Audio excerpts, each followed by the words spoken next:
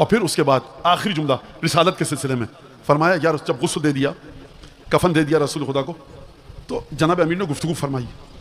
اور یہ فضیلت جناب امیر ہے کہ وہی گفتگو حکم دیا گیا کہ رسول خدا کی زیارت میں شامل کی جائے.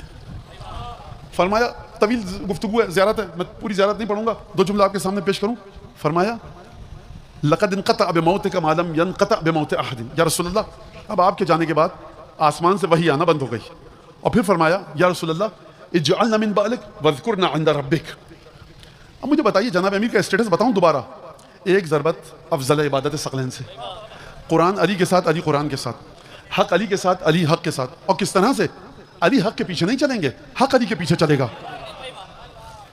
علی کی اولاد کو اپنی اولاد کہا، جناب امیر کی اولاد کو اپنی اولاد کہا. اپنی ایک وہ بیٹی کہ جس کا عقد خدا کے حکم سے کیا، علی ابن ابی طالب کے دست مبارک میں اس بیٹی کا دست مبارک دیا، اس کے گھر کے دروازے کو مسجد کے صحن میں کھولا، اس کے بیت الشرف کو اپنا گھر کہا. تمام کی تمام فضیلتیں ہو گئی کہ نہیں ہو گئی؟ اس کے باوجود جناب امیر مومنین کیا فرما رہے ہیں؟ رسول خدا کے عامیانہ لفظ ہے، عام مسلمانوں کی زبان میں بات کر رہا ہوں، میت ہے رسول خدا کی، جنازہ ہے رسول خدا کا. فرما رہے ہیں یا رسول اللہ جب خدا کی بارگاہ میں جا چکے ہیں آپ، جب جائیے گا عالم قدس میں تو ہمارا ذکر ضرور کیجیے گا اور ہمارا خیال رکھیے گا. یا علی یہ تو آپ جیسا رسول ہے، مردہ ہو چکا ہے، اس سے کیا گفتگو کر رہے ہیں؟ خوب توجہ کیا آپ نے اس رسول سے کہ جس کی روح بدن سے جا چکی ہے. جناب امیر سمجھتے ہیں کہ خدا نے اگر کہا قیامت تک کے لیے نہیں، ہم فیہا خالدون تک کے عرصے کے لیے، یہ رسول سراجن منیرہ ہے. چاہے رسول زمین پر چلے سراجن منیرہ، اپنی قبر مطہر میں ہو سراجن منیرہ، کفن اوڑھ کر لیٹ چکے ہوں سراجن منیرہ، جنت میں ہو سراجن منیرہ، عالم خلقت کے جس مرحلے پر ہوں سراجن منیرہ.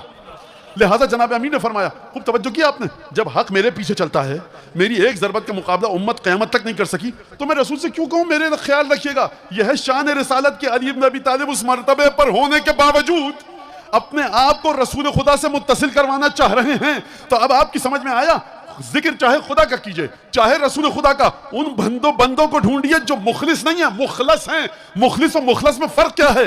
مخلص وہ جو اپنے آپ کو خالص کرے، مخلص وہ جس کو خدا خالص کرے. تو ڈھونڈنے کے کہاں پر؟ جا کر ڈھونڈیے سورہ احزاب میں، انما یرید اللہ لیذھب عنکم الرجس اہل البیت ویطہرکم تطہیرا.